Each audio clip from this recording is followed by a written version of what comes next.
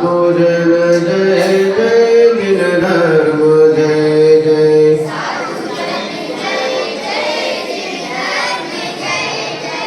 हरिहंत मंगल सिद्ध प्रभु मंगल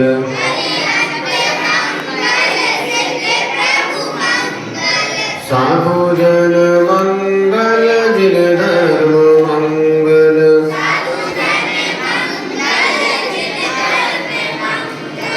हरिहंत उत्तम सिद्ध प्रभु उत्तम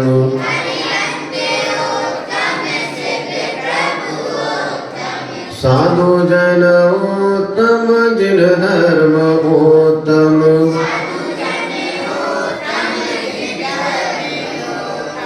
हरिहंत शरणा सिद्ध प्रभु शरणा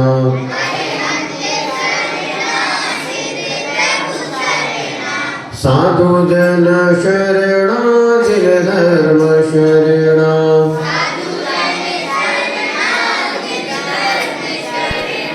साधु जन शरणा जिन धर्म शरणा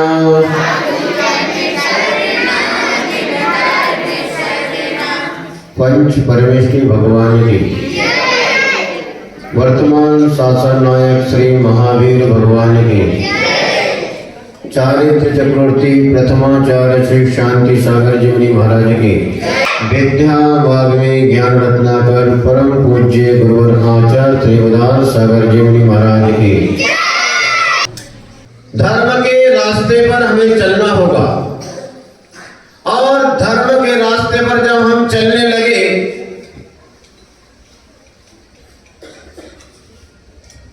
तो उस रास्ते पर चलते समय हमें कौन कौन सी सावधानी रखना चाहिए। जब मार्ग पर पैदल व्यक्ति चल रहा है, कोई अपना वाहन लेकर चल रहा है, तो वह आंख बंद करके नहीं चलता, आंख खोलकर चलता है। ऐसा कोई व्यक्ति है कि जो आंख बंद करके चलता हो, और जो आंख बंद करके चलेगा तो वो अपने मंजिल तक पहुंचेगा या नहीं। आंख बंद करके चलेगा, रोड के किनारे दोनों तरफ बड़ी बड़ी गहरी गहरी गंदी नालियां हैं, तो आंख बंद करके चलेगा तो वह व्यक्ति कहां गिरेगा? कहां गिरेगा? नाली में। तो नाली में गिरना कौन पसंद करेगा? कोई नहीं करेगा। क्यों नाली में गिरना नहीं चाहता है? नाली में क्या होता है? अमृत, सुवासित जल, सुगंधित जल, स्वादिष्ट पेय क्या होता है? बोलो, नाली में क्या होता है? गंदगी, गंदा पानी। गंदगी में कोई गिरना नहीं चाहता है, गंदगी किसी को पसंद नहीं है। तो अपने जिंदगी में गंदगी न आए, इसके लिए धर्माचरण हमें करना चाहिए।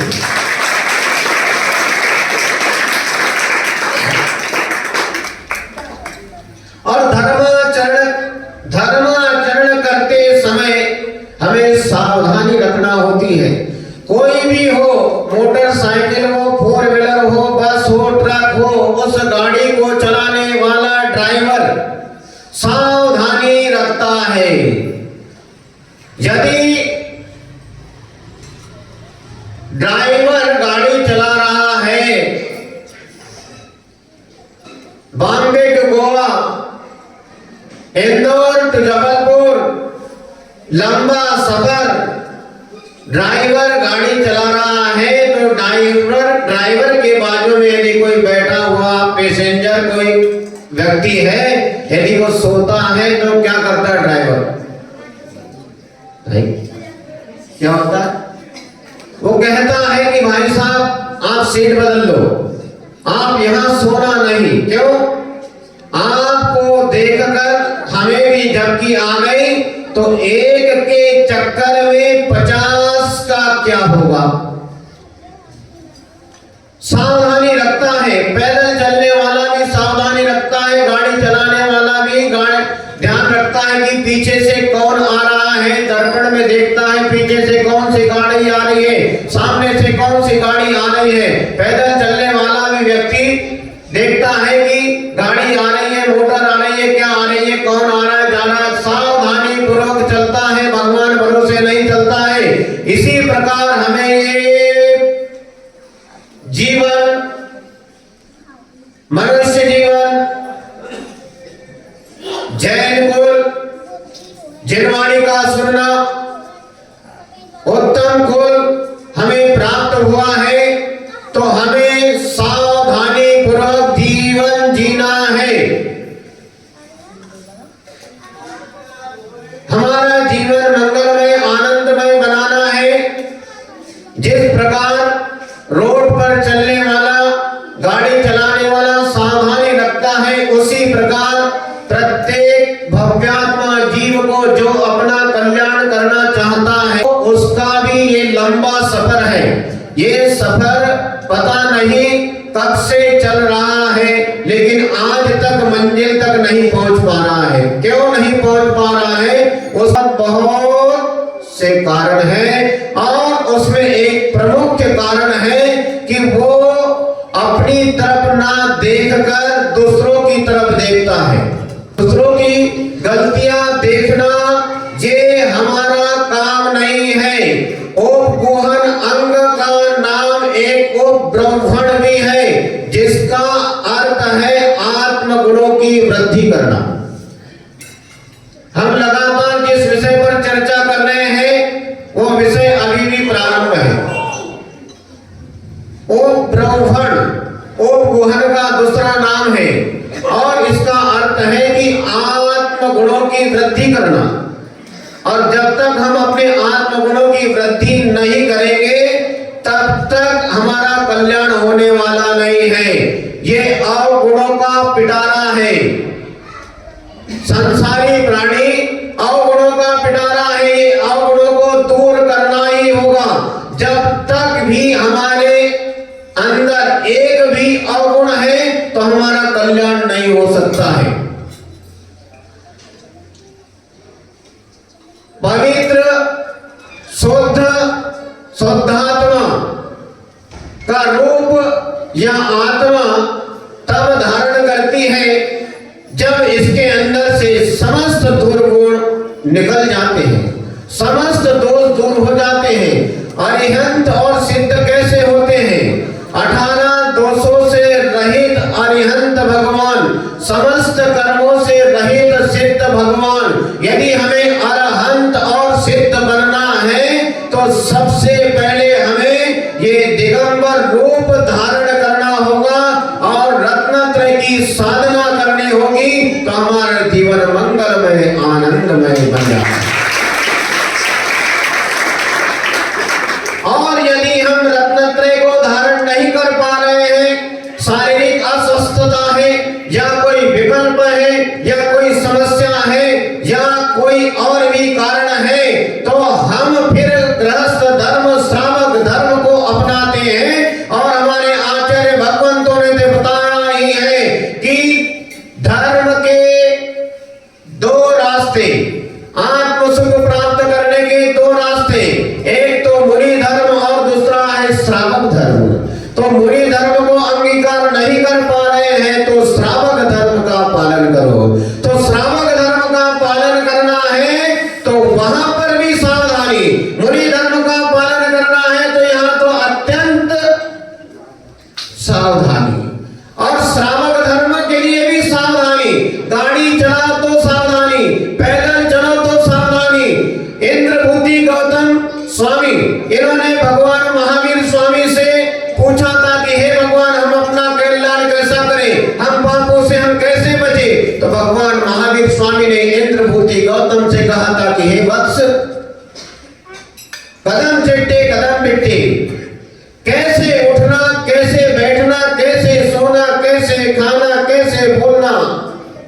यदि आपने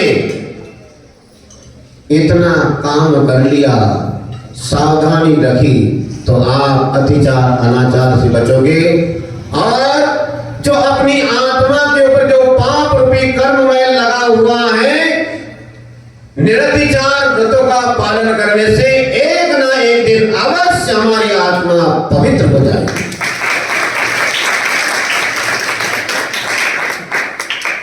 श्रावक धर्म का पालन करो या मुनि धर्म का पालन करो, उसके पीछे एक ही उद्देश्य है कि जन्मों जन्मों से यह प्राणी कर्मों का बंध करते आ रहा है और कर्मों का बंध समाप्त नहीं हो रहा है। और कर्म का बंध कब छूटेगा? जब हम पुरुषार्थ करेंगे, उसकी निर्जरा के लिए भावना भाएंगे, पुरुषार्थ करेंगे।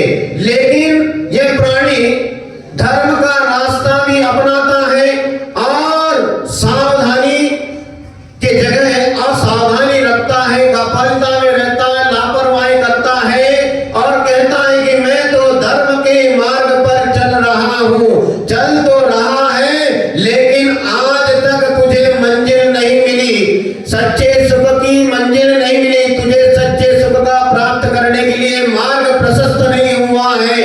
तो चल तो जरूर रहा है, लेकिन तुझे तेरी मंजिल क्यों नहीं मिल रही है? उसके पीछे एक ही कारण है कि तू चल तो ठीक रहा है, लेकिन तेरे साथ असावधानी है, सावधानी नहीं है।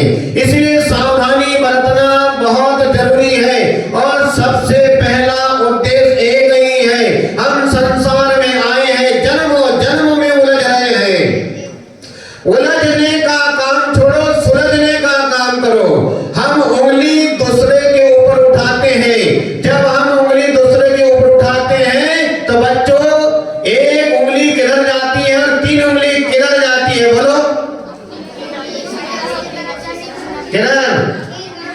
एक सामने और तीन अपनी तरफ। तो सामने वाले की कितनी गलती और हमारी? तीन। तीन का मतलब कितना होता है?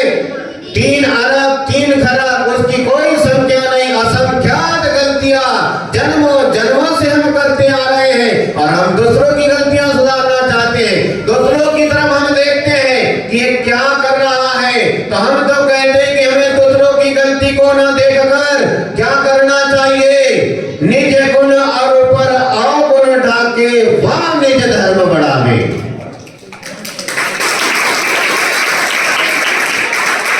निज गुण और ऊपर अवगुण ढाके वह निज गुण वह निज धर्म बढ़ावे। अपने गुणों को और दूसरों के दोषों को छिपाना चाहिए। अरे मैंने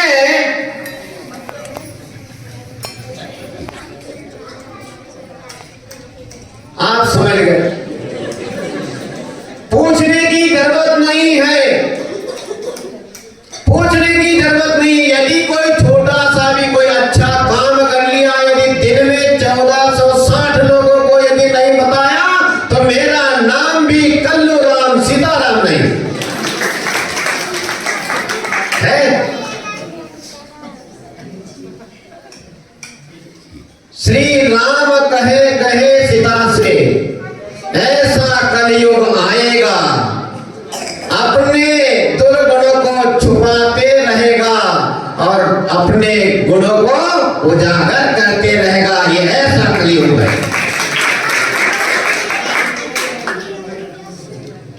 लेकिन इसमें लाभ 1% भी नहीं है।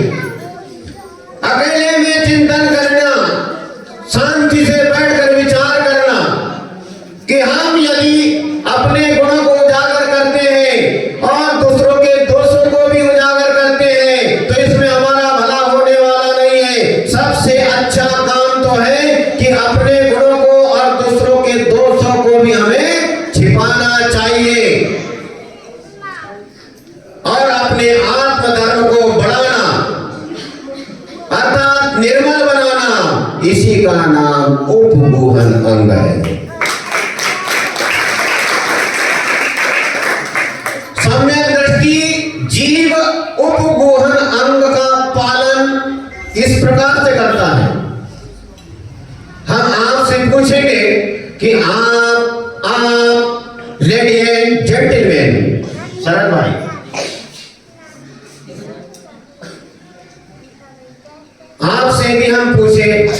कि आप भव्यात्मा है या अभव्यात्मा, तो आप क्या कहोगे? Thank you, thank you. यदि आपसे हम पूछे कि आप सम्यक दृष्टि है या मिथ्या दृष्टि? वाह वाह। सोते हुए भी, नींद में भी कहता है नहीं मैं सम्यक दृष्टि हूं, मिथ्या दृष्टि नहीं। क्योंकि हम जानते हैं कि मिथ्या दृष्टि का संसार कितना है, सम्यक दृष्टि का संसार कितना है। एक बार जीवन में सम्यक दर्शन प्राप्त कर लिया और यदि सम्यक दर्शन छूट भी गया, एक बार सम्यक दर्शन प्राप्त किया यदि छूट भी जाता है तो उस भव्यात्मा जीव का अर्ध पुद्गल परावर्तन ही बाकी रहता है। आज नहीं तो कल कल्याण तो अवश्य होगा यदि वो पुरुषार्थ करता है तो। सम्यक दृष्टि जीव उपगुण अंग का पालन कैसे करता है? सम्यक दृष्टि जीव धर्म और धर्मात्माओं की निंदा नहीं करता है, धर्म और धर्मात्मा की निंदा से वह दूर रहता है। धर्म और धर्मात्मा की निंदा से कौन दूर रहता है बच्चों? कौन रहता है? पक्का 100%। शाम को कौन पुरस्कार लेगा? थैंक यू, सबको मिलेगा। तो सम्यक दृष्टि जीव धर्म और धर्मात्माओं की निंदा से दूर रहता है। वह कभी भी किसी को गिराने का प्रयास नहीं करता है। सबसे बड़ी सम्यक दृष्टि की विशेषता है, वो कभी किसी को गिराने का प्रयास नहीं करता है। सम्यक दृष्टि जीव, भव्यात्मा जीव, वो हमेशा कहता है कि आ मेरे भाई, लेडी एंड जेंटलमैन, आपका इस मोक्ष मार्ग पर स्वागत है। This is a welcome, welcome, आइए आइए। ये किसी का नीति खरीदा हुआ रास्ता नहीं, इसके ऊपर सभी का अधिकार है, सब चलते हैं। इसीलिए हमारे जिन धर्म में दिगंबर गुरुओं की विशेषता है कि जैसे एक व्यापारी है, व्यापार करता है, उसके दुकान में कोई काम करने वाला सर्वेंट, कोई आदमी काम करता है, तो वो आदमी क्या कहलाता है? Thank you very much. Anay बड़ा होशियार बच्चा है।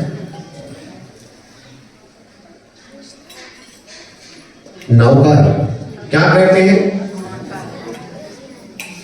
और सच्चा व्यापारी वही है कि जो अपने नौकर को नौकर नहीं, एक दिन दुकानदार बना देता है, व्यापारी बना देता है। उसी प्रकार इस मोक्ष मार्ग में दिगंबर गुरु की पहचान हुआ करती है। दिगंबर गुरु अपने शिष्य को, अपने भक्त को भक्त नहीं, शिष्य को शिष्य नहीं, वो गुरु के आसन पर विराजमान कर देता है। आचार्य श्री ज्ञान सागर जी महाराज जी ने क्या किया? वेद संबंधी पूज्य गुरुदेव आचार्य श्री विद्यासागर जी ने महाराज जी को स्वयं आसन से नीचे उतरे और बेटा आप इस आसन को तू ग्रहण कर, आचार्य पद देकर धर्म का हाथ सौंप दिया। ये सम्यक दृष्टियों की पहचान हुआ करती है। सम्यक दृष्टि कभी किसी को हुकुमचंद जी मूछे हो तो हुकुमचंद जैसे अंदर में जितना भी काला मैल, जो भी मिट्टी हो, पाप रूपी मैल हो, तो ये शांत सागर एक बहुत छोटा साधु है। लेकिन हमारी बात आपको समझ में आती है नहीं आती? कितनी आती है? कितनी? 100%। Thank you very much. हमारा ये जो सफर चल रहा है 24 जून से लेकर आपके अभी क्या दिसंबर चल रहा, क्या चल रहा है? जनवरी, गलती हो गई, क्षमा करना, जनवरी आ गई है। हमारा एक क्रम वही है कि हम जितना चाहे साधु संगति में बैठकर अपने आत्मा के ऊपर जो पाप रूपी कालिमा है उसको जितना चाहे उतना साफ कर लो। रत्नत्रय रूपी साबुन से, धर्म रूपी प्रवचनों की, साधुओं की वाणी से अपनी आत्मा के ऊपर जो कालिमा लगी है, पाप रूपी कालिमा, उसको साफ करना चाहिए। क्या करना चाहिए? साफ करना चाहिए।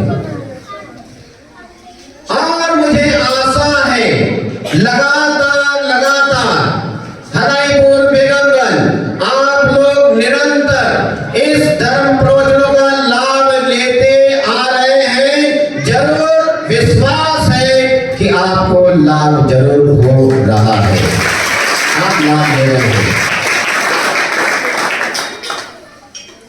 तो हमें अपनी आत्मा को पवित्र करना है। हम अपने आप को सम्यक दृष्टि कहते हैं, तो सम्यक दृष्टि कभी भी धर्म और धर्मात्मा की निंदा नहीं करता है। धर्म और धर्मात्मा की निंदा से वह दूर रहता है और सम्यक दृष्टि कभी भी किसी को गिराने का प्रयास भी नहीं करता है, अभिप्राय नहीं रखता है। धर्मात्मा जीवों का यदि कोई दोष, क्या कहा, दोष खोट कोई गलती नजर आ जाए, धर्मात्मा जीवों का यदि कोई दोष नजर आ जाए, उसकी दृष्टि में आ जाए, तो उन्हें प्रेम पूर्वक एकांत में समझाकर उस दोष को दूर करने का वह प्रयास करता है। सम्यक दृष्टि की पहचान है। यदि इस प्रकार प्रयत्न करने पर भी दृष्टतावश अपना दोष वह नहीं छोड़ता है, तो मार्ग की रक्षा के लिए उसके उस दोषों को वह उसके गुरु के पास प्रकट करता है। चौराहे पर जाकर उसका प्रचार प्रसार नहीं करता है। ये विशेषता होती है, क्योंकि ये रत्नत्रय का मार्ग स्वयं शुद्ध है। स्वयं शुद्धस्य मार्गस्य, स्वयं शुद्धस्य मार्गस्य, ये रत्नत्रय, ये मोक्ष मार्ग शुद्ध है, पवित्र है। रत्नत्रय सम्यक दर्शन, सम्यक ज्ञान, सम्यक चारित्र स्वरूप मोक्ष मार्ग स्वभाव से शुद्ध है। बात इतनी है कि जो इस मार्ग पर चलता है, इसलिए उस मार्ग में अशुद्धता आ जाती है, लेकिन उसे दूर करना हमारा कर्तव्य है। लेकिन सम्यक दृष्टि हमेशा धर्म और धर्मात्मा की निंदा से दूर रहता है। क्षुल्लक गणेश प्रसाद जी वर्णी, क्षुल्लक गणेश प्रसाद जी वर्णी जब ब्रह्मचारी अवस्था में थे, तब उनके जीवन में एक घटना घटी। क्षुल्लक गणेश प्रसाद जी वर्णी अंगूठी पहनते थे। बच्चे प्रसाद जी वर्णी क्या पहनते थे? अंगूठी पहनते थे। उस अंगूठी में हीरे का नग था। कौन सा? हीरे का नग था। और वे सिर में चमेली का तेल लगाते थे। कौन सा तेल? और क्या पहनते थे? अंगूठी में क्या था? हीरे का नग था। एक दिन सभा में ब्रह्मचारी गणेश जी वर्णी पहुंचे। जब लौटे तो उनके अंगूठी में जो हीरे का नग था वो गिर गया। ऐलान हुआ माइक से, सूचना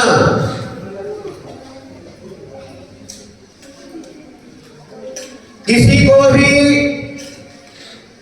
वहां ढूंढ रहे, यहां नहीं गिरा वहां गिरा था।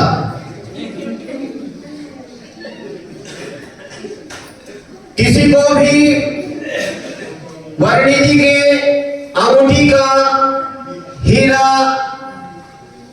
मिला हो, वर्णी जी के अंगूठी का हीरे का नग गिर गया है, उसे कांच पत्थर समझकर फेंक मत देना, लौटाना चाहे तो लौटा देना।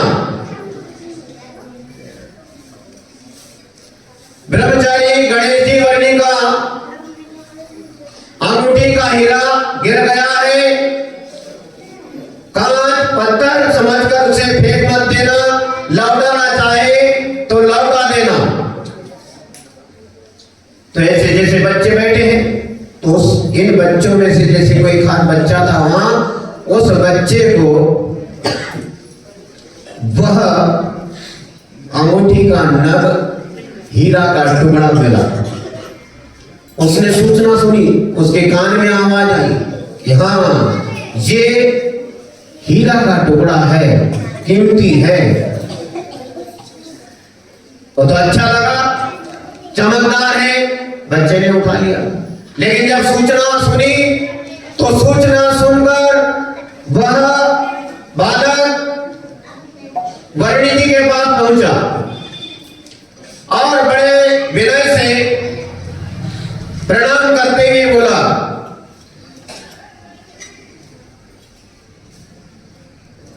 ये आपकी अंगूठी का हीरे का नग आपका है? वर्णी जी से पूछा, बोले हाँ। तो उसने वहां हीरे का नग उनको दे दिया। लेकिन देते समय वह बच्चा कहता है, मुझे आपसे कुछ बात करना है।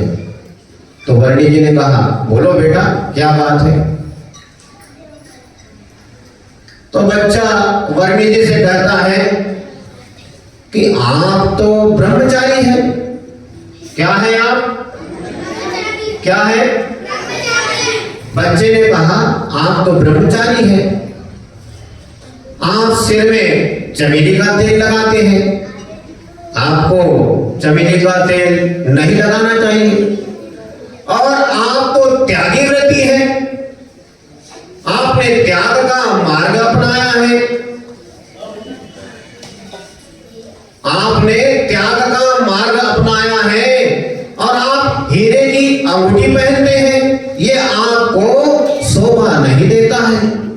चमेली का तेल लगाते हैं, आप अंगूठी पहनते हैं, ये आपको शोभा नहीं देता है। छोटा सा बालक इतने बड़े विद्वान को बता रहा है कि आपको चमेली का तेल नहीं लगाना चाहिए, आपको हीरे की अंगूठी नहीं पहनना चाहिए, आप तो त्यागी व्रती है, आपने त्याग धर्म को अपनाया है। जय गिरेन।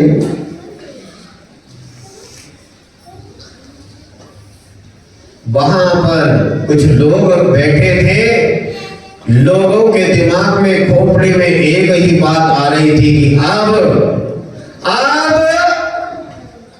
वर्णी जी इस बालक के ऊपर बरस पड़ेगी, देखते हैं क्या होता है। क्योंकि दृष्टि आज के समय में यही तो देखते हैं लोग, भोजन यदि कर रहे हैं और बाजू से कहीं आवाज आ जाए, अरे हमने कहा गई, हमने तो इतना ही गई थी, अरे तन्नक में तुम टन्ना गए,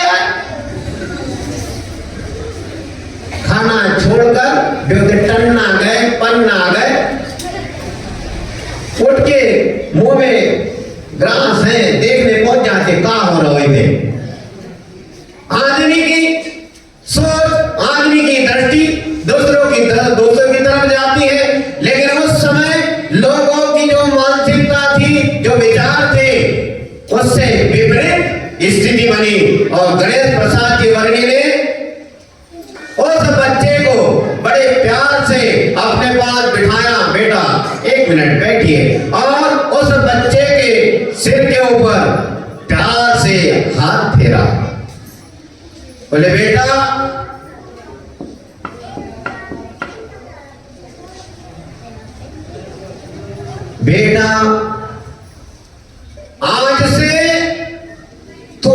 गुरु है। क्या कहा? आज से तू मेरा गुरु है, तूने मेरी बहुत बड़ी गलती सुधार दी। आज से तू मेरा गुरु है, आज से मैं अंगूठी और चमेली के तेल का त्याग करता हूं।